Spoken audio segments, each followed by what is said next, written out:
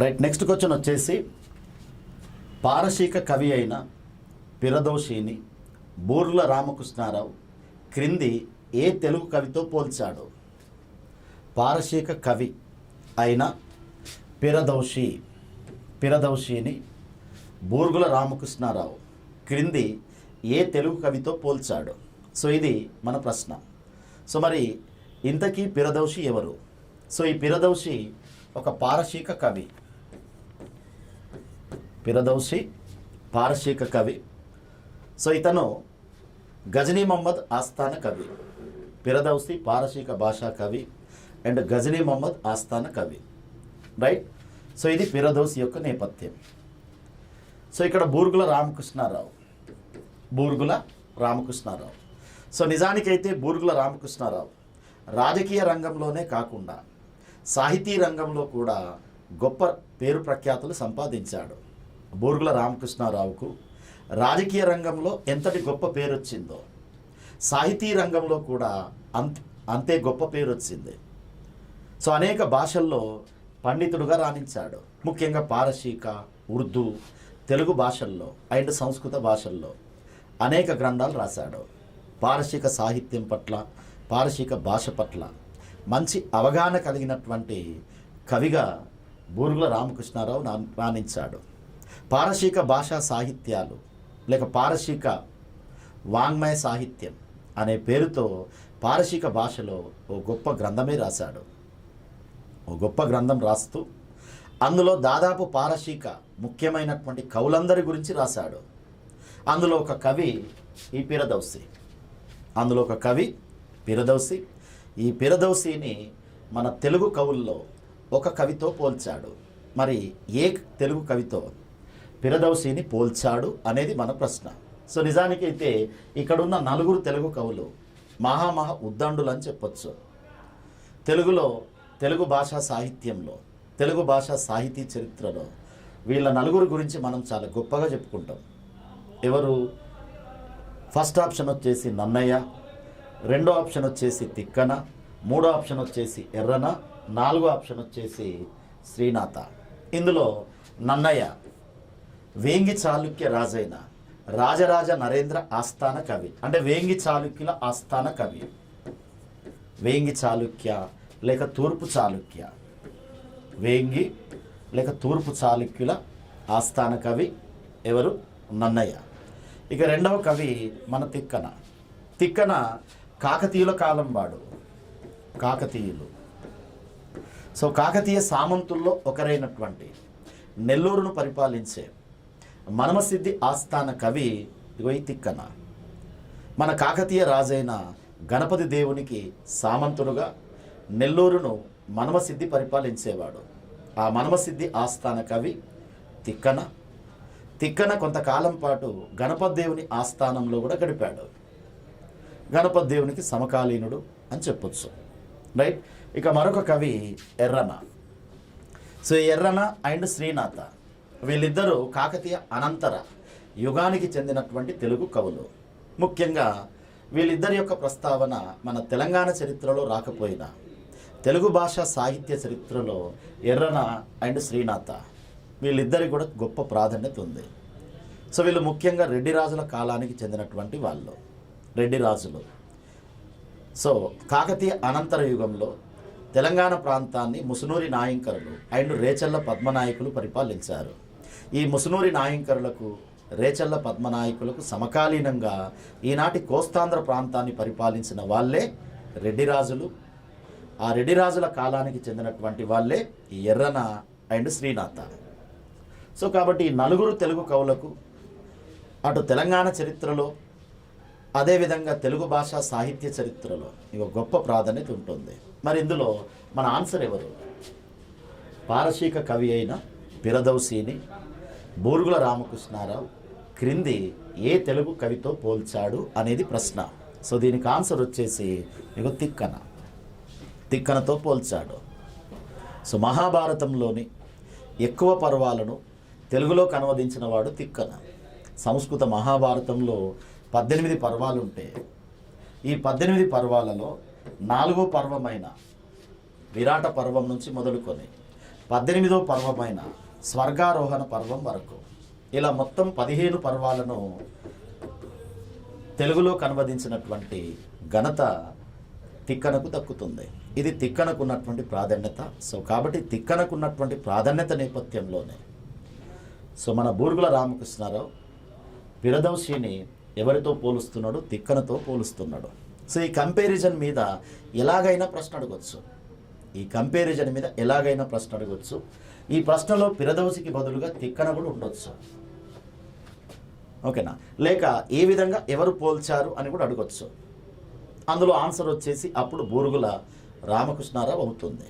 So మొత్తానికైతే ఈ ప్రశ్న నేపథ్యాన్ని బాగా అర్థం చేసుకోండి. ఈ ప్రశ్నను 3 రకాలుగా అడగొచ్చు. కింద ఆప్షన్లో తిక్కన ఆన్సర్ ఉండే విధంగా అడగొచ్చు. కింద ఆప్షన్లో బూరుగుల రామకృష్ణారావు ఆన్సర్ ఉండే విధంగా అడగొచ్చు. రైట్? ఇది మన 7వ ప్రశ్న. ఇక ఇప్పుడు 8వ ప్రశ్నకి వెళ్దాం. నెక్స్ట్ ప్రశ్న, నేను బతికున్నంత వరకు నిజాం రాజ్యంలో పారశీక భాష బ్రతికే ఉంటుంది అని వ్యాఖ్యానించింది ఎవరు? నేను బతికున్నంత వరకు నిజాం రాజ్యంలో పారశీక భాష బ్రతికే ఉంటుంది అని వ్యాఖ్యానించింది ఎవరు? ఈ స్టేట్మెంట్ ఎవరికి సంబంధించింది? ఇది వెరీ వెరీ ఇంపార్టెంట్ స్టేట్మెంట్. దీని మీద ప్రశ్న అడిగే అవకాశం ఉంటుంది. సో ఒకసారి మనం ఆప్షన్స్ చూద్దాం. సో మొదటి ఆప్షన్ సయ్యద్ హుస్సేన్ బిల్గ్రామి, రెండో ఆప్షన్ వికారుల్ ఉమ్రా, మూడో ఆప్షన్ షంషద్ ఉల్ ఉమ్రా, నాలుగో ఆప్షన్ మొదటి సాలార్జంగ్. ఇవి మన ఆప్షన్స్. ఇక ఈ ఆప్షన్లోకి వెళ్ళే ముందు, ఈ ఆప్షన్లో ఏది ఆన్సర్ అని చెప్పుకునే ముందు ఒకసారి దీని నేపథ్యాన్ని చెప్పుకుందాం. నేను బతికున్నంత వరకు నిజాం రాజ్యంలో పారశీక భాష బతికే ఉంటుంది అని వ్యాఖ్యానించింది ఎవరు? సో నిజాం రాజ్యంలో 2 అధికార భాషలు ఉండేవి. నిజాం రాజ్యంలో మొదటి అధికార భాష పారశీక భాష, పారశీకం. రెండో అధికార భాష ఉర్దూ భాష, ఉర్దూ. 1884 వరకు నిజాం రాజ్యంలో అధికార భాష పారశీకం. ఇక్కడ ఇయర్ కూడా చాలా ఇంపార్టెంట్. 1884 వరకు నిజాం రాజ్యంలో అధికార భాష పారశీకం. 1884 నుండి పారశీక భాష స్థానంలో ఉర్దూ అధికార భాషగా చలామణిలోకి వచ్చింది. ఓకేనా? అయితే నిజానికి 1883 వరకు ప్రధానమంత్రిగా పనిచేసింది మొదటి సాలార్జంగ్. అంటే 1853 నుంచి మొదలుకొని 1883 మధ్యకాలంలో నిజాం రాజ్యానికి ప్రధానిగా పనిచేసింది మొదటి సాలార్జంగ్. మొదటి సాలార్జంగ్ కాలంలోనే 1857 సిపాయిల తిరుగుబాటు జరిగింది. మొదటి సాలార్జంగ్ కాలంలోనే 1857 సిపాయిల తిరుగుబాటు జరిగింది. ఈ సిపాయిల తిరుగుబాటు ఫలితంగా మొఘల్ సామ్రాజ్యం పూర్తిగా అంతరించిపోయింది.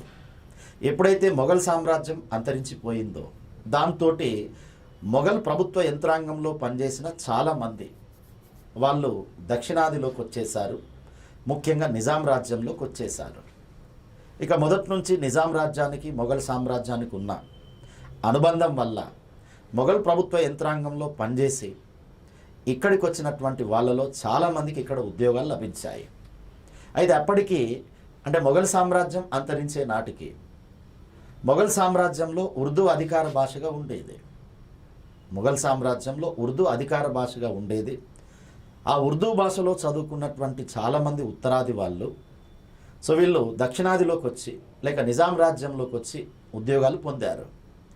ఇలా ఉర్దూ భాషలో విద్యనభ్యసించిన ఇక్కడ ఉద్యోగాలు పొందిన ఉత్తరాది వాళ్ళు ఇక్కడి పారశీక భాష స్థానంలో ఉర్దూను రాజభాషగా ప్రవేశపెట్టమని తరచుగా మొదటి సాలార్జంగ్ పైన ఒత్తిడి చేసేవాళ్ళు. నిజానికి మొదటి సాలార్జంగ్కు పారశీక భాష పట్ల విపరీతమైన అభిమానం ఉండేది. అందుకే అతడు వాళ్ళ ప్రతిపాదనను ఒప్పుకునేవాడు కాదు. అలాంటి సందర్భంలోనే మొదటి సాలార్జంగ్ ఈ వ్యాఖ్యానం చేశాడు.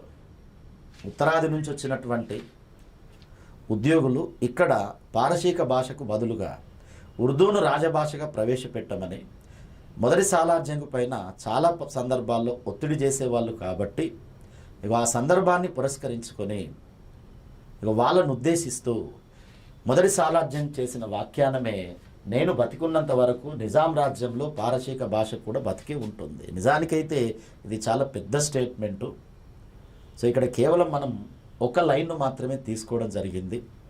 సో ఇక్కడ మొదటి సాలార్జంగ్ చేసిన మొత్తం స్టేట్మెంట్ ఏ విధంగా ఉంటుందంటే, ఎవరైతే పారసీక భాషకు బదులుగా ఉర్దూను రాజభాషగా ప్రవేశపెట్టమని మొదటి సాలార్జంగ్ పైన ఒత్తిడి చేస్తున్నారో వాళ్ళను ఉద్దేశించి మొదటి సాలార్జంగ్ ఏ విధంగా వ్యాఖ్యానించాడు, అతని యొక్క మొత్తం వ్యాఖ్యానం గురించి చెప్పుకుందాం. ఇక్కడ కేవలం ప్రశ్నలో ఒక సెంటెన్స్ మాత్రమే ఉంది. సో మొత్తం వ్యాఖ్యానం ఏంటంటే, మీ హిందుస్థానీయులు అంటే ఇక్కడ ఉత్తరాది వాళ్ళు, మీ హిందుస్థానీయులు పారసీక భాష నేర్చుకోరు.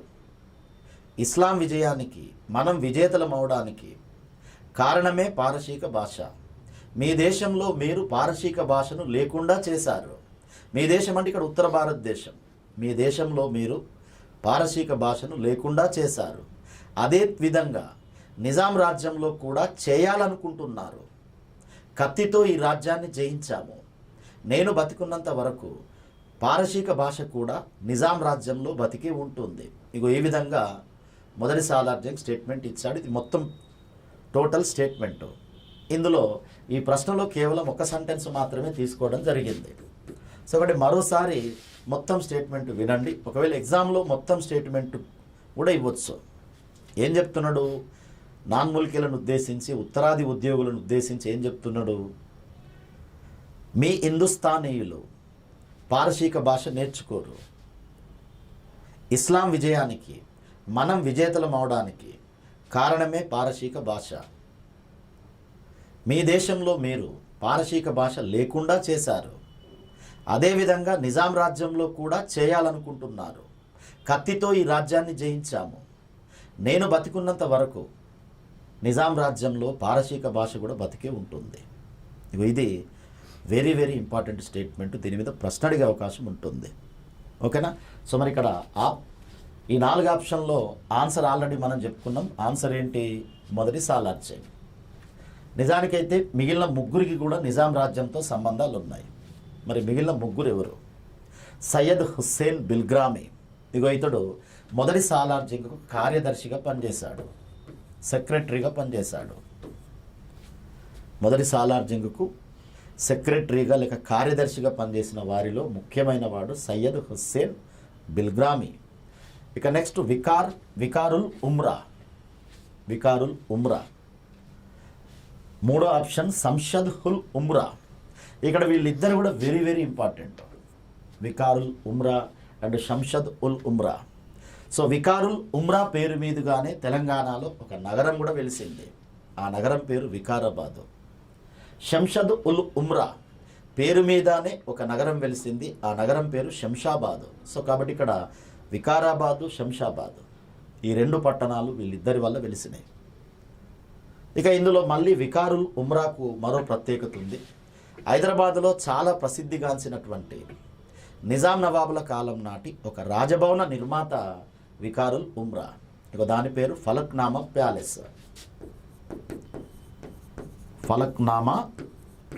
ప్యాలెస్. ఇక దీని నిర్మాత వికారుల్ ఉమ్రానే. ఓకేనా? సో నిజానికి శంషదుల్ ఉమ్రా అండ్ వికారుల్ ఉమ్రా, సో వీళ్ళిద్దరూ 6వ నిజాం అయినటువంటి మహబూబ్ అలీ ఖాన్ కాలంలో మహబూబ్ అలీ ఖాన్ 3 సంవత్సరాల వయసులో అధికారంలోకి రావడం వల్ల, అతడు మైనర్ బాలుడు కావడం వల్ల పరిపాలనా వ్యవహారాల నిర్వహణ కొరకు ప్రత్యేకంగా ఒక ఎగ్జిక్యూటివ్ కౌన్సిల్ని ఏర్పాటు చేశారు. దాన్నే కౌన్సిల్ ఆఫ్ రిజెన్సీ అని పిలిచారు. కౌన్సిల్ ఆఫ్ రిజెన్సీ లేక ఎగ్జిక్యూటివ్ కౌన్సిల్ లేక కార్యనిర్వాహక సమితి. ఆ కౌన్సిల్ ఆఫ్ రిజెన్సీలో ఈ 3 సభ్యులుగా పనిచేశారు. మొదటి సాలార్జంగ్, వికారుల్ ఉమ్రా అండ్ శంషదుల్ ఉమ్రా. వీళ్ళు ఆ కౌన్సిల్ ఆఫ్ రిజెన్సీలో సభ్యులుగా కూడా పనిచేశారు. సో కాబట్టి ఇక్కడ మనం మొదటి సాలార్జంగ్ ఆన్సర్ అయితే మిగిలిన 3 ఆప్షన్స్ కూడా వెరీ వెరీ ఇంపార్టెంట్. ఆ 3 పేర్ల మీద కూడా ప్రశ్నలు అడిగే అవకాశం ఉంటుంది. సో కాబట్టి మీరు కేవలం మొదటి సాలార్జంగ్ను మాత్రమే తీసుకోకుండా, అతని మీద మాత్రమే ఇక్కడ దృష్టి పెట్టకుండా, అసలు ఈ 3 ఎవరు అనే దాని మీద దృష్టి పెట్టండి. సయ్యద్ హుస్సేన్ బిల్గ్రామి మొదటి సాలార్ జంగ్కు సెక్రటరీగా పనిచేశాడు, లేక కార్యదర్శిగా పనిచేశాడు. వికారుల్ ఉమ్రా, శంషదుల్ ఉమ్రా, వికారాబాద్ నగర నిర్మాత అండ్ శంషాబాద్ నగర నిర్మాత. అంటే వీళ్ళిద్దరి పేర్ల మీదనే ఆ నగరాలు వెలిసినాయి అని చెప్పొచ్చు. రైట్. ఇక నెక్స్ట్ 9th క్వశ్చన్కి వెళ్దాం. నెక్స్ట్ క్వశ్చన్, నిజాం రాజ్యంలో ఉద్యోగ నియామకాల కోసం ప్రత్యేక యంత్రాంగాన్ని ఏర్పాటు చేయాలి అని సూచించిన కమిటీ ఏంటి? నిజాం రాజ్యంలో ఉద్యోగ నియామకాల కోసం ఒక ప్రత్యేక యంత్రాంగాన్ని ఏర్పాటు చేయాలని సూచించిన కమిటీ ఏమిటి? సో ఇప్పుడు మనం ముందుగా 4 ఆప్షన్స్ చూద్దాం. So first option Rai Bala Mukund, second option Nizamul Jung Bahadur, third option Aravamudam Iyengar, Aravamudam Iyengar, 4వ ఆప్షన్ నవాబ్ సర్ నిజామత్ జంగ్.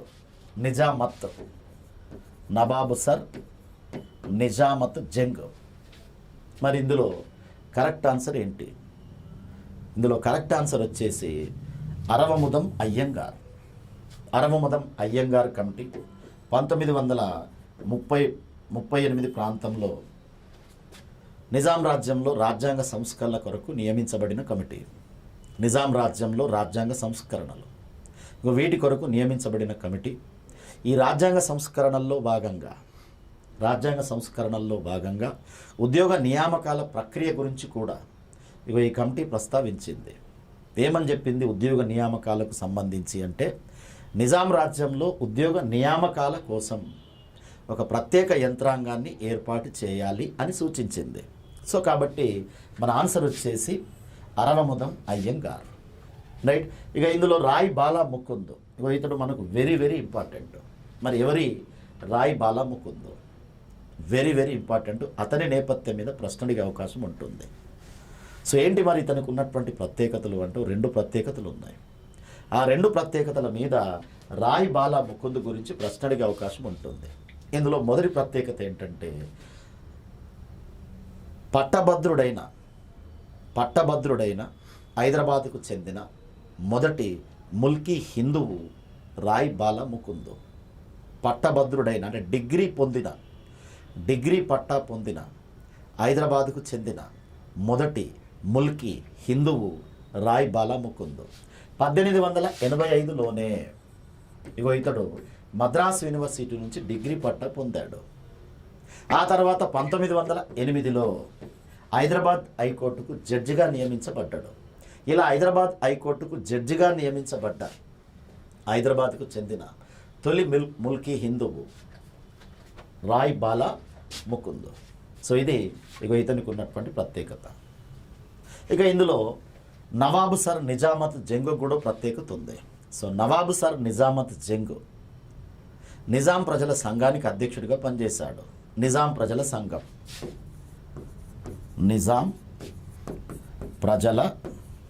సంఘం దీనికి అధ్యక్షుడిగా పనిచేశాడు. ఈ నిజాం ప్రజల సంఘాన్ని నిజాం రాజ్యంలోని ముల్కీలంతా ఏర్పాటు చేశారు. దీన్నే నిజాం సబ్జెక్టు లీగ్ అని, నిజాం ముల్కీ లీగ్ అని, ఇలా జమియత్ రిఫాయమే నిజాం అని, ఇలా మరో 3 పేర్లతో పిలవచ్చు. కానీ ఎక్కువగా ప్రసిద్ధిగాంచింది మాత్రం ఏ పేరుతో? నిజాం ప్రజల సంఘం అనే పేరుతో ప్రసిద్ధిగాంచింది. నిజాం ప్రజల సంఘానికి అధ్యక్షుడు ఎవరు? నవాబు sir Nizamat Jung. Right. So ఇక నెక్స్ట్ క్వశ్చన్కి వెళ్దాం. 10th question.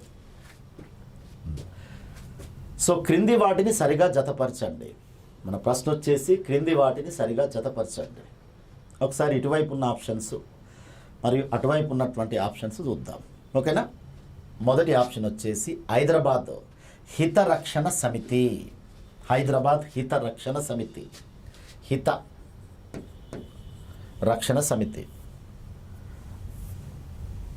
హైదరాబాద్ హిత రక్షణ సమితి.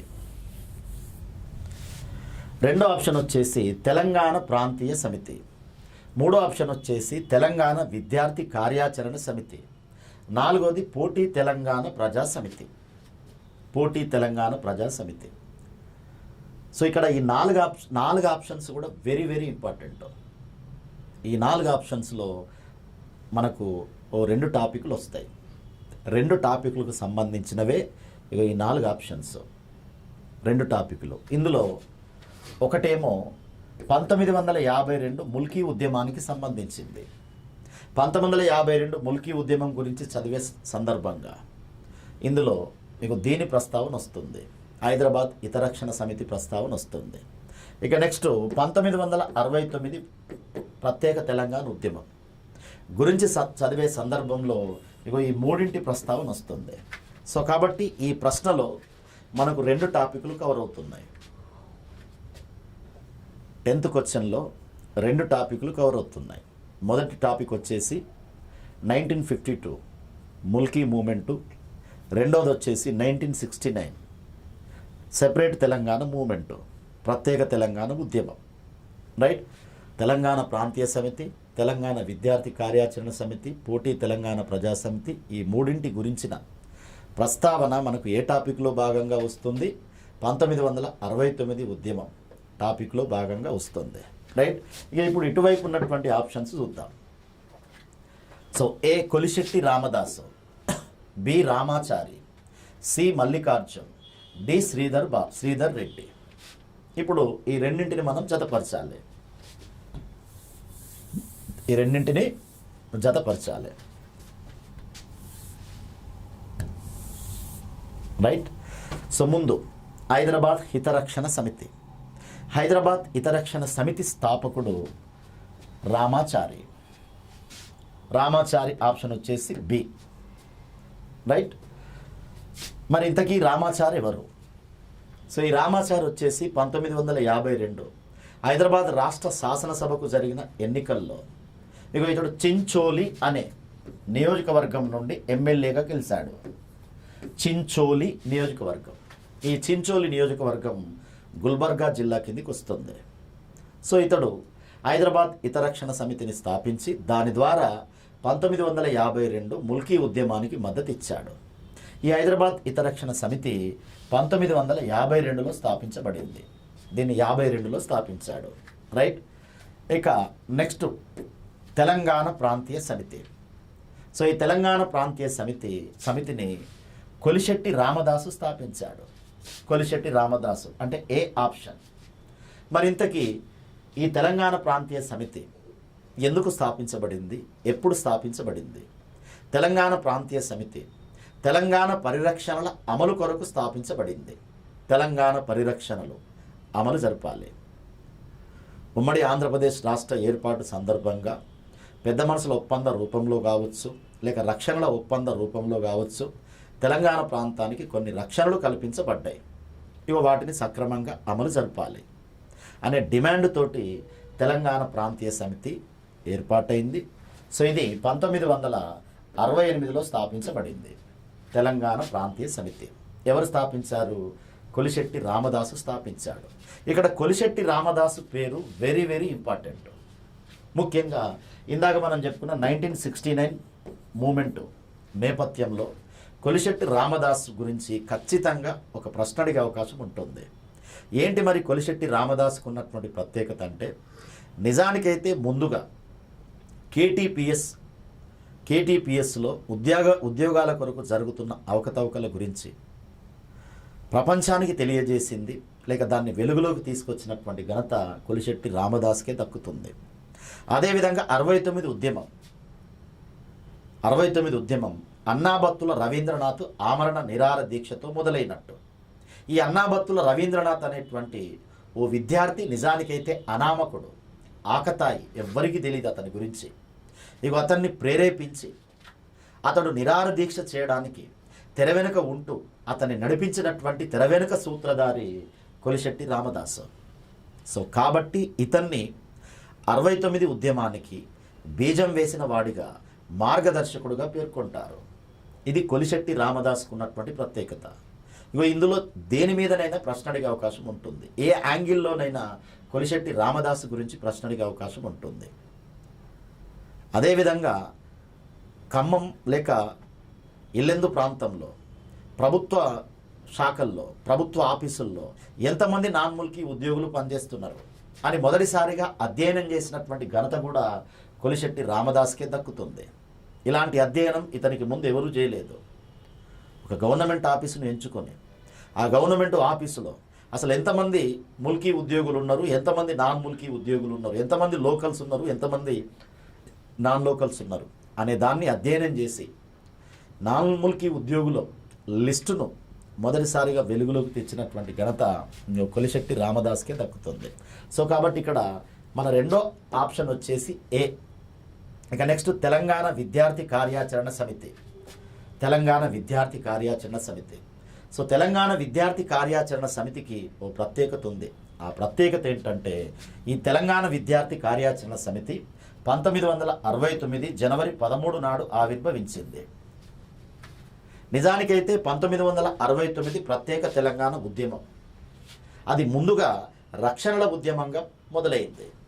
రక్షణల ఉద్యమంగా అంటే కేవలం రక్షణలు అమలైతే చాలు అనే డిమాండ్ తోటి ఉద్యమం మొదలైంది. ఆ రక్షణల ఉద్యమాన్ని కాస్త ప్రత్యేక తెలంగాణ ఉద్యమంగా మార్చిన సంస్థ తెలంగాణ విద్యార్థి కార్యాచరణ సమితి. సో ఎప్పుడైతే తెలంగాణ విద్యార్థి కార్యాచరణ సమితి ఏర్పాటైందో ఆ రోజు నుండి ఈ రక్షణల ఉద్యమం కాస్త ఏ ఉద్యమంగా మారిపోయింది? ప్రత్యేక తెలంగాణ ఉద్యమంగా మారిపోయింది. ఇది తెలంగాణ విద్యార్థి కార్యాచరణ సమితికి ఉన్నటువంటి ప్రత్యేకత. మరి దీన్ని ఎవరు స్థాపించారు? సో దీంతో సంబంధం ఉన్నటువంటి వ్యక్తి ఎవరు? ఇందులో ఆన్సర్ వచ్చేసి మల్లికార్జున్. మూడో ఆప్షన్కు ఆన్సర్ వచ్చేసి మల్లికార్జున్. ఇక నెక్స్ట్ పోటీ తెలంగాణ ప్రజా సమితి. పోటీ తెలంగాణ ప్రజా సమితి. సో నిజానికైతే పోటీ తెలంగాణ ప్రజా సమితి 1969 మే 22వ తేదీ నాడు ఆవిర్భవించింది. 1969 మే 22 నాడు పోటీ తెలంగాణ ప్రజా సమితి ఆవిర్భవించింది. మరి అప్పటికే నిజానికైతే తెలంగాణ ప్రజా సమితి ఉంది, టీపీఎస్ ఉంది. తెలంగాణ ప్రజా సమితి ఉంది లేక టీపీఎస్ ఉంది. అప్పటికే తెలంగాణ ప్రజా సమితి 69 ఉద్యమంలో క్రియాశీల పాత్ర పోషిస్తుంది.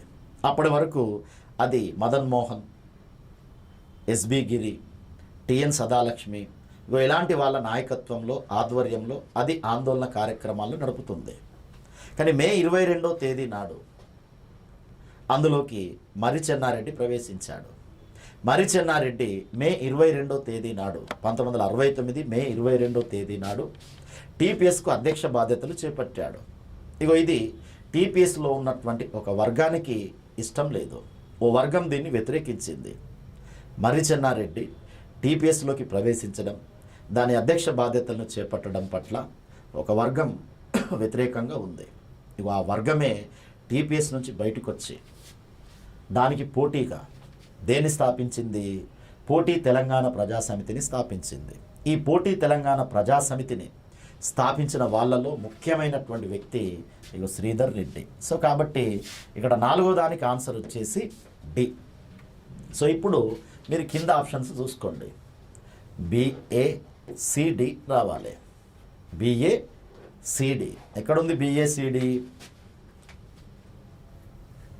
1B 2A BACD. దీని ఆన్సర్ వచ్చేసి ఫస్ట్ 1వది బి, 2వది ఏ, 3వది సి, 4వది డి. రైట్. ఇది 10వ ప్రశ్న. సో ఇప్పుడు 11వ ప్రశ్నకి వెళ్దాం. చూడండి, ఇక్కడ 4 స్టేట్మెంట్స్ ఉన్నాయి. క్రింది వాటిలో సరికానిది ఏంటి? ఈ 4 స్టేట్మెంట్స్ కూడా వెరీ వెరీ ఇంపార్టెంట్. ఇందులో ఒకటి తప్పు, ఒకటి సరికాని స్టేట్మెంటు. మరి ఆ స్టేట్మెంట్ ఇచ్చినటువంటి వాళ్ళు ఇక్కడ ఇది మనకు ఇంపార్టెంట్. సో ఇందులో మొదటి స్టేట్మెంట్ ఏంటి? ఆంధ్రుల రథం బయలుదేరింది, కందెన కోసం మధ్యలో కర్నూల్లో ఆగింది, అక్కడి నుండి హైదరాబాద్ వెళ్ళే వరకు అది ఆగదు. ఈ స్టేట్మెంట్ ఇచ్చింది ఎవరు? ఆంధ్రుల రథం బయలుదేరింది, కందెన కోసం మధ్యలో కర్నూల్లో ఆగింది, అది అక్కడి నుండి హైదరాబాద్ వెళ్ళే వరకు ఆగదు అనే స్టేట్మెంటు. ఈ స్టేట్మెంట్ నేపథ్యం గురించి ముందు చెప్పుకుందాం మనం. సో 1953 అక్టోబర్ 1వ తేదీ నాడు ఆంధ్ర రాష్ట్రం ఆవిర్భవించింది. ఈ ఆంధ్ర రాష్ట్ర ఆవిర్భావ ఉత్సవాలు కర్నూలులో జరిగినాయి. ఆంధ్ర రాష్ట్ర ఆవిర్భావ ఉత్సవాలు కర్నూలులో జరిగినాయి. ఈ ఉత్సవాలకు హాజరైనటువంటి ఆనాటి సీమాంధ్ర వాళ్ళలో చాలామందికి వాళ్ళు ఆంధ్ర రాష్ట్ర ఏర్పాటుతోటి సంతృప్తిగా లేరు. ఇంకా వాళ్ళకి ఏం కావాలి? హైదరాబాద్ రాజధానిగా విశాలాంధ్ర ఏర్పాటు కావాలి. సీమాంధ్ర ప్రాంతం లేక ఆంధ్ర రాష్ట్రంలో తెలంగాణ విలీనం కావాలి. ఇలా 3 తెలుగు ప్రాంతాలు కలిసి విశాలాంధ్రగా ఏర్పాటు కావాలి. అది కూడా హైదరాబాద్ రాజధానిగా. ఇది ఆంధ్ర వాళ్ళ టార్గెట్. సో కాబట్టి మనం ఆంధ్ర రాష్ట్ర ఏర్పాటుతో పూర్తిగా సంతృప్తి పడకూడదు. హైదరాబాద్ రాజధానిగా మనం విశాలాంధ్రను ఏర్పాటు చేయాలి అనేది ఈ స్టేట్మెంట్లోని ఉద్దేశం. అందుకే ఆంధ్రుల రథం బయలుదేరింది. అది కందెన కోసం మధ్యలో కర్నూలులో ఆగింది.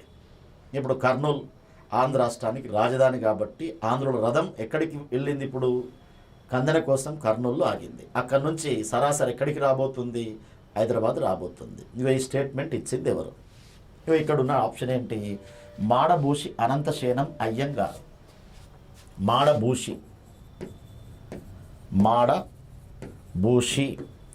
అనంతశేనం అయ్యంగార్. సో ఈ మాడభూషి అనంతశేనం అయ్యంగార్ ఇతడు ఆనాటి లోక్సభ డిప్యూటీ స్పీకర్గా పనిచేశాడు. ఇతడే ఈ స్టేట్మెంట్ ఇచ్చాడు. సో కాబట్టి ఇది కరెక్ట్ స్టేట్మెంట్. ఇక రెండో స్టేట్మెంట్ ఏంటి? సంస్థానాన్ని విడగొట్టండి, రాజరికపు జాడలు రూపుమాపండి. ఈ స్టేట్మెంట్ ఎవరిచ్చారు? సంస్థానాన్ని విడగొట్టండి, రాజరికపు జాడలు రూపుమాపండి అనేది స్టేట్మెంట్. ఈ స్టేట్మెంట్ ఏ సందర్భంలో ఇవ్వబడింది అంటే ఎస్ఆర్సి నియామక సందర్భంలో ఇవ్వబడింది. స్టేట్ రీఆర్గనైజేషన్ కమిషన్ 1953లో దీన్ని నియమించారు. 55లో ఇది నివేదిక ఇచ్చింది. 54 జూన్ జూలైలో ఇది మన తెలంగాణకు వచ్చింది.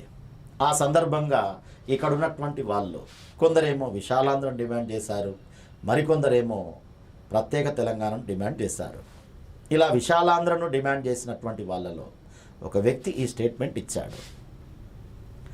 ఏంటి? సంస్థానాన్ని విడగొట్టండి, రాజరికపు జాడలు రూపుమాపండి. ఇక్కడ సంస్థానం అంటే నిజానికి ఈ స్టేట్మెంట్లో సత్యం లేకపోలేదు. అప్పటికి హైదరాబాద్ రాష్ట్రం కొనసాగుతుంది.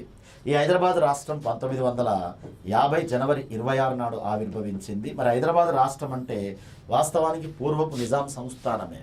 ఉన్నది ఉన్నట్లుగా ఏమాత్రం భౌగోళికంగా మార్పు లేకుండా హైదరాబాద్ రాష్ట్రంగా ఏర్పాటైంది. పైగా హైదరాబాద్ రాష్ట్ర పాలన మాజీ ఏడో నిజామైనటువంటి మీర్ ఉస్మాన్ అలీ ఖాన్ ద్వారానే జరుగుతుంది. మొదట్లోనేమో కాన్స్టిట్యూషనల్ లీడ్గా పనిచేశాడు, అంటే రాజముద్ర వేసే రాజ్యాధినేతగా పనిచేశాడు. ఈ సందర్భంగానేమో అతడు రాజ్ ప్రముఖగా పనిచేస్తున్నాడు. అతని పేరు మీదుగానే పరిపాలన నడుస్తుంది. కాబట్టి ఒక రకంగా అప్పటికీ హైదరాబాద్ రాష్ట్రంలో దాని పరిపాలనలో ఎలాంటి జాడలు ఉన్నాయి, ఎలాంటి ఛాయలు ఉన్నాయి? రాజరిక జాడలే ఉన్నాయి. కాబట్టి హైదరాబాద్ రాష్ట్రాన్ని విడగొట్టి మరాఠీ ప్రాంతాలను మహారాష్ట్రలో కలిపేయాలి, కన్నడ ప్రాంతాలను కర్ణాటకలో కలిపేయాలి, తెలంగాణ ప్రాంతాన్ని పక్కనున్న ఆంధ్ర రాష్ట్రంతో కలిపేయాలి. అప్పుడు హైదరాబాద్ రాష్ట్రంలో రాజరికపు జాడలు రూపుమాపినట్లు అవుతుంది అనేది ఈ స్టేట్మెంట్ యొక్క ఉద్దేశం, నేపథ్యం. మరి దీన్ని ఎవరిచ్చారు ఈ స్టేట్మెంట్ను? స్వామి రామానంద తీర్థనే. ఇది కూడా రైట్ స్టేట్మెంట్. ఇది సరైనటువంటి స్టేట్మెంట్. ఇక నెక్స్ట్ మూడవది, పోలీస్ చర్యకు పూర్వం నిజాం నిరంకుశత్వంలో మా చరిత్ర, మా సంస్కృతి, మా మేధో వికాసం అనగదొక్కబడినవి అనేది స్టేట్మెంట్. ఈ స్టేట్మెంట్ కూడా ఎస్ఆర్సి నియామక సమయంలో ఇవ్వబడింది. ఎస్ఆర్సి 1954 జూన్ జూలై నెలల్లో మన హైదరాబాద్కి వచ్చింది, తెలంగాణకు వచ్చింది. ఆ సందర్భంగానే ఈ స్టేట్మెంట్ ఇవ్వబడింది. ఈ స్టేట్మెంట్లో ఎవరైతే స్టేట్మెంట్ ఇచ్చారో వాళ్ళు విశాలాంధ్రను డిమాండ్ చేస్తున్నారు. మరి ఎవరతను? విశాలాంధ్ర డిమాండ్ చేసింది ఎవరు? అండ్ ఈ స్టేట్మెంట్ ఇచ్చింది ఎవరు? ఇక్కడ కూడా రైట్ ఆప్షన్ ఇది. ఎవరు? కాళోజీ నారాయణరావు. ఈ స్టేట్మెంట్ ఎవరిచ్చారు? ఎస్ఆర్సీని ఉద్దేశించి పోలీస్ చర్యకు పూర్వం నిజాం నిరంకుశత్వంలో మా చరిత్ర, మా సంస్కృతి, మా మేధో వికాసం అనగదొక్కబడినది అనే స్టేట్మెంట్ ఇచ్చింది కాళోజీ నారాయణరావు. ఇక నెక్స్ట్ కమిషన్ వాదనంతా కమిషన్ వాదనంతా విశాలాంధ్రను బలపరిచేది గాను డిక్రీ మాత్రం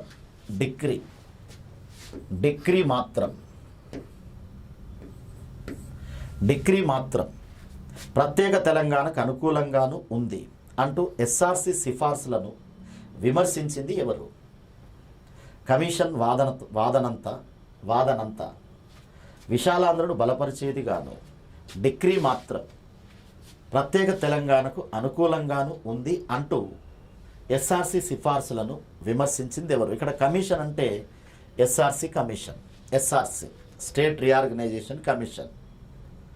సో స్టేట్ రీఆర్గనైజేషన్ కమిషన్ లేక ఎస్ఆర్సి 1955 సెప్టెంబర్ 30 నాడు తన నివేదిక ఇచ్చింది. ఆ నివేదికలో మన తెలుగు ప్రాంతాల గురించి ప్రత్యేకంగా కొన్ని సిఫార్సులు కూడా చేసింది. ఆ సిఫార్సుల్లో మొదటి సిఫార్సుల్లో విశాలాంధ్రకు అనుకూలంగా సిఫార్సు చేసింది. కానీ చివరిలోకి వచ్చేసరికి మాత్రం విశాలాంధ్రను వ్యతిరేకించింది, ప్రత్యేక తెలంగాణకు అనుకూలంగా సిఫార్సు చేసింది. కాబట్టి కమిషన్ వాదనంతా ముందు విశాలాంధ్రకు అనుకూలంగా ఉంది, కానీ కంక్లూజన్ చివరి నిర్ణయం మాత్రం, ఇక్కడ డిక్రీ అంటే కంక్లూజన్ లేక నిర్ణయం, ఆ కంక్లూజన్ మాత్రం దేనికి అనుకూలంగా ఇచ్చింది? ప్రత్యేక తెలంగాణకు అనుకూలంగా ఇచ్చింది. ఫైనల్గా హైదరాబాద్ రాష్ట్రాన్ని ఏర్పాటు చేయమని చెప్పింది. హైదరాబాద్ రాష్ట్రం అంటే తెలంగాణ, డైరెక్ట్గా తెలంగాణ అనే పేరు పెట్టకపోయినా ఎస్ఆర్సి హైదరాబాద్ రాష్ట్రం అని పేరు పెట్టినా హైదరాబాద్ రాష్ట్రం అంటే అది తెలంగాణ ప్రాంతమే. మరి ఈ విధంగా ఎవరు ఎస్ఆర్సిని విమర్శిస్తూ స్టేట్మెంట్ ఇచ్చాడు? ఇక్కడ ఉన్న ఆప్షన్ ఏంటి? బూరుగుల రామకృష్ణారావు. నిజానికైతే ఈ ఆప్షన్ సరైనది కాదు.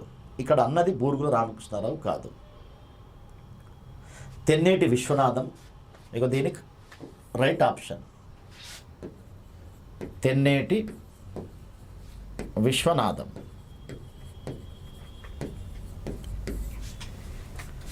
సో 4వ స్టేట్మెంటు ఇచ్చినటువంటి వ్యక్తి ఎవరు? తెన్నేటి విశ్వనాథం. ఇక్కడ బూరుగుల కాదు. నిజానికి ఈ సందర్భంగా బూరుగుల కూడా ఒక స్టేట్మెంట్ ఇచ్చాడు, బూరుగుల రామకృష్ణారావు కూడా ఒక స్టేట్మెంట్ ఇచ్చాడు. ఆ స్టేట్మెంట్ ఏంటంటే 9 జిల్లాల రాష్ట్రానికి రాజధానిగా కన్నా కనీసం 20 జిల్లాలైనా ఉండే రాష్ట్రానికి రాజధానిగా హైదరాబాద్ నగరం బాగుంటుంది అంటూ ఇతను స్టేట్మెంట్ ఇచ్చాడు. అంటే ఎస్ఆర్సి 9 జిల్లాలతోటి హైదరాబాద్ రాష్ట్రాన్ని ఏర్పాటు చేయమని చెప్పింది. హైదరాబాద్ రాష్ట్రం అంటే తెలంగాణనే. ఎస్ఆర్సి 9 జిల్లాలతో హైదరాబాద్ రాష్ట్రాన్ని ఏర్పాటు చేయమని చెప్పింది. దాన్ని బూరుగుల విమర్శించాడు. బూరుగుల ఓ రకంగా సమైక్యవాదిగా మారిపోయాడు. మొదట్లో తెలంగాణవాదే, తర్వాత సమైక్యవాదిగా మారిపోయి ఎస్ఆర్సి సిఫార్సుల పట్ల కూడా కొంత విమర్శనాత్మకంగా స్పందించాడు. అందులో భాగంగానే ఎలాంటి స్టేట్మెంట్ ఇచ్చాడు? 9 జిల్లాల రాష్ట్రానికి రాజధానిగా కన్నా కనీసం 20 జిల్లాలైనా ఉండే రాష్ట్రానికి రాజధానిగా హైదరాబాద్ నగరం బాగుంటుంది అనేది ఎవరిచ్చిన స్టేట్మెంటు? బూరుగుల రామకృష్ణారావు ఇచ్చిన స్టేట్మెంటు. రైట్.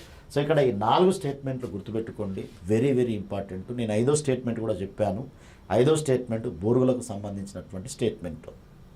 ఈ స్టేట్మెంట్లో ఏదో ఒక దాని మీద ప్రశ్న అడిగే అవకాశం ఉంటుంది. ఓకేనా? నెక్స్ట్ ప్రశ్నకి వెళ్దాం. ఒకే భాష, ఒకే జాతి, ఒకే రాష్ట్రం అనే నినాదం క్రింది వారిలో ఎవరిది? ఒకే భాష, ఒకే జాతి, ఒకే రాష్ట్రం అనే నినాదం క్రింది వారిలో ఎవరిది? ఇది ప్రశ్న. ఒకే భాష, ఒకే జాతి, ఒకే రాష్ట్రం అనే నినాదం క్రింది వారిలో ఎవరిది? సో ఇది విశాలాంధ్ర ఉద్యమ నేపథ్యంలో ఇవ్వబడినటువంటి నినాదం. మరి ఎవరిచ్చారు ఇది? ఇందులో సోషలిస్టులు, కమ్యూనిస్టులు, పీడిఎఫ్ అంటే people's democratic front, people's democratic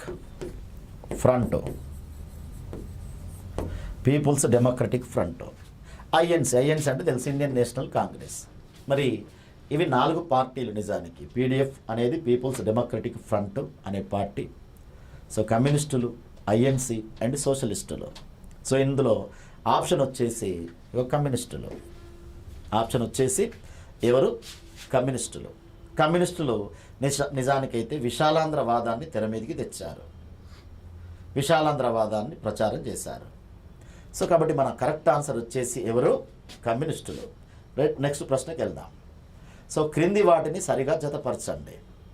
ఇక్కడ 4 గ్రంథాలు ఉన్నాయి, ఇటువైపు వాటి రచయితలు ఉన్నారు. ఈ 4 గ్రంథాలు కూడా వెరీ వెరీ ఇంపార్టెంట్. మొదటి గ్రంథం Hyderabad Mulki and non Mulki. Hyderabad Mulki and non Mulki. So ఇక్కడ చిన్న టెక్నికల్ ఇష్యూ, చిన్న మిస్టేక్ కూడా కాదు వాస్తవానికి. సో ఇక్కడ Mulki, Hyderabad Mulki and non Mulki conflict అని రావాలి. కన్ఫ్లిక్ట్ అంటే ఘర్షణ. దీన్ని యాడ్ చేసుకోండి. సో గ్రంథం పేరు Hyderabad Mulki and non Mulki conflict.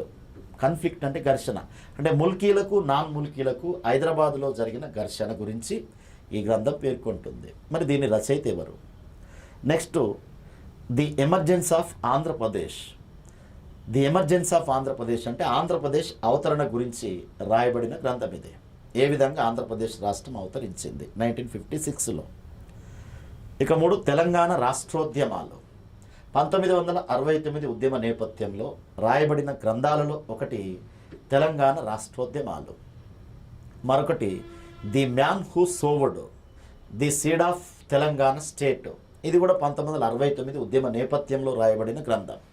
The man who sowed the seed of Telangana state. So ఈ 4 గ్రంథాలు వెరీ వెరీ ఇంపార్టెంట్ అవుతాయి. సో ఇందులో ఈ మొదటి గ్రంథమేమో 1952 ముల్కీ ఉద్యమ సందర్భంగా వస్తుంది. ది ఎమర్జెన్స్ ఆఫ్ ఆంధ్రప్రదేశ్ ఏమో విశాలాంధ్ర ఉద్యమ సందర్భంగా వస్తుంది. తెలంగాణ రాష్ట్రోద్యమాలు the man who sowed the seed of Telangana state అనేటువంటి గ్రంథమేమో, ఈ 2 గ్రంథాలేమో 1969 మూమెంట్లో వస్తాయి. 1952 ముల్కీ ఉద్యమం లేక ముల్కీ ఉద్యమాల గురించి చదివే సందర్భంలో దీని ప్రస్తావన వస్తుంది. విశాలాంధ్ర ఉద్యమ సందర్భంలో దీని ప్రస్తావన వస్తుంది. 1969 ఉద్యమ సందర్భంలో ఈ రెండింటి ప్రస్తావన వస్తుంది. రైట్, ఇవి గ్రంథాలు. మరి వాటి రచయితలు ఎవరు అనేది చూద్దాం. ఇక్కడ ఉన్న ఆప్షన్స్ ఏంటి? 1 KV Narayana Reddy, 2 Karen Leonardo, 3 Adiraju Venkateswararao, 4 Pratap Kishore. Right, so ఇప్పుడు చూడండి, Hyderabad Mulki and non Mulki conflict. So దీని రచయిత కరెన్ లియోనార్డో అంటే B option. Next, the emergence of Andhra Pradesh. So దీని రచయిత కేవి నారాయణ రెడ్డి అంటే ఏ ఆప్షన్. తెలంగాణ రాష్ట్రోద్యమాలు. సో దీని రచయిత ఆదిరాజు వెంకటేశ్వరరావు. సో కాబట్టి ఇది C option. Next, the man who sowed the seed of Telangana state. So దీని రచయిత, దీనితో సంబంధం ఉన్న వ్యక్తి ప్రతాప్ కిషోర్. కాబట్టి ఇది డి. ఇవి మన ఆన్సర్లో బిఏసిడి ఒకసారి చూసుకోండి ఇందులో. So BACD. సో కాబట్టి ఇది ఆన్సర్. రైట్ ఆన్సర్ వచ్చేసి సి ఆప్షన్. ఓకేనా.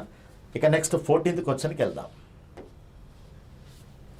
క్రింది వాటిలో ఏ జిల్లాను తెలంగాణలో కలిపి హైదరాబాద్ రాష్ట్రాన్ని ఏర్పాటు చేయాలని ఎస్ఆర్సి సిఫారసు చేసింది? కింది వాటిలో ఏ జిల్లాను తెలంగాణలో కలిపి హైదరాబాద్ రాష్ట్రాన్ని ఏర్పాటు చేయాలని ఎస్ఆర్సి సిఫారసు చేసింది? ఇవన్నీ నిజానికి తెలంగాణ ప్రాంతాలు కావు, కానీ నిజాం రాజ్యంలో భాగాలు ఇవన్నీ కూడా. ఒకప్పటి నిజాం రాజ్యంలో భాగాలు ఇవన్నీ కూడా. హైదరాబాద్ రాష్ట్రంలో కూడా ఇవన్నీ భాగాలే. ఇందులో ఒక జిల్లాను తెలంగాణతో కలిపి హైదరాబాద్ రాష్ట్రాన్ని ఏర్పాటు చేయమని ఎస్ఆర్సి సిఫారసు చేసింది. మరి ఇందులో ఆన్సర్ ఏంటి? బీదర్, బీరార్, సిర్వంచ అండ్ ఫర్బని. ఇవన్నీ హైదరాబాద్ రాష్ట్రంలో భాగాలు, అంతకుముందున్న నిజాం రాజ్యంలో కూడా భాగాలే. ఇందులో ఆన్సర్ వచ్చేసి బీదర్. బీదర్ను కలిపి తెలంగాణతో కలిపి హైదరాబాద్ రాష్ట్రాన్ని ఏర్పాటు చేయమని ఎస్ఆర్సి సిఫారసు చేసింది. రైట్. ఇక నెక్స్ట్, ఎస్ఆర్సి సిఫారసు చేసిన 16 రాష్ట్రాలలో క్రింది వాటిలో లేనిది. సో ఎస్ఆర్సి మొత్తం దేశాన్ని 16 రాష్ట్రాలుగా విభజించాలని చెప్పింది, పునర్వ్యవస్థీకరించాలని చెప్పింది, అంటే 16 రాష్ట్రాలను ఏర్పాటు చేయమని చెప్పింది. మరి ఈ 16 రాష్ట్రాలలో ఈ 4 లేని రాష్ట్రం ఏంటి? ఎస్ఆర్సి ఆ రాష్ట్రాన్ని సిఫార్సు చేయలేదు. ఈ 4 ఎస్ఆర్సి సిఫార్సు చేయని రాష్ట్రం పేరుంది. సో దీన్ని మనం గుర్తించాలంటే ఎస్ఆర్సి సిఫార్సు చేసిన ఈ 16 రాష్ట్రాలు ఏంటో మీరు చూసుకోండి ఒకసారి. ఈ 16 రాష్ట్రాలు చూసుకుంటే 16 రాష్ట్రాల గురించి మీకు తెలిస్తే దీని ఆన్సర్ ఈజీగా గుర్తించవచ్చు. నిజానికి ఎస్ఆర్సి ఆంధ్ర రాష్ట్రం ఉండాలి అని చెప్పింది, అంటే తెలుగు వాళ్ళకు 2 రాష్ట్రాలు ఉండాలని చెప్పింది. ఒకటి ఆంధ్ర రాష్ట్రం, రెండవది హైదరాబాద్ రాష్ట్రం. హైదరాబాద్ రాష్ట్రం అంటే తెలంగాణనే. అదేవిధంగా మరాఠీలకు 2 రాష్ట్రాలు ఉండాలని చెప్పింది. ఒకటి బొంబాయి రాష్ట్రం, మరొకటి విదర్భ రాష్ట్రం. విదర్భ మరాఠీలకు 2 రాష్ట్రాలు ఉండాలని చెప్పింది. ఒకటి బొంబాయి రాష్ట్రం, రెండవది విదర్భ రాష్ట్రం. ఇక అప్పటికే మద్రాసు రాష్ట్రం కూడా ఉంది, మద్రాసు రాష్ట్రం కూడా ఉండాలని చెప్పింది. అంటే ఇక్కడ ఆంధ్ర రాష్ట్రం ఉండాలని చెప్పింది, బొంబాయి ఉండాలని చెప్పింది, అండ్ మద్రాసు ఉండాలని చెప్పింది. ఎస్ఆర్సి సిఫార్సుల్లో లేని రాష్ట్రం ఏంటి? ఇక ఆంధ్రప్రదేశ్ రాష్ట్రం. వాస్తవానికి ఆంధ్రప్రదేశ్ని ఏర్పాటు చేయాలి అని చెప్పలేదు, ఫైనల్గా సిఫార్సుల్లో లేదు. తాను సూచించిన 16 రాష్ట్రాల్లో ఆంధ్రప్రదేశ్ రాష్ట్రం లేదు. ఆంధ్ర రాష్ట్రం ఉంది కానీ ఆంధ్రప్రదేశ్ రాష్ట్రం లేదు. రైట్. సో కాబట్టి రెండవది ఆన్సర్. నెక్స్ట్, టిఆర్సీకి సంబంధించి క్రింది వాటిలో సరికానిది ఏమిటి? TRC Telangana regional committee. Telangana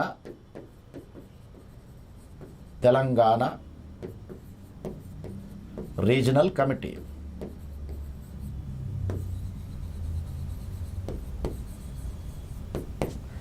TRC Telangana regional committee, Telangana ప్రాంతీయ సంఘం.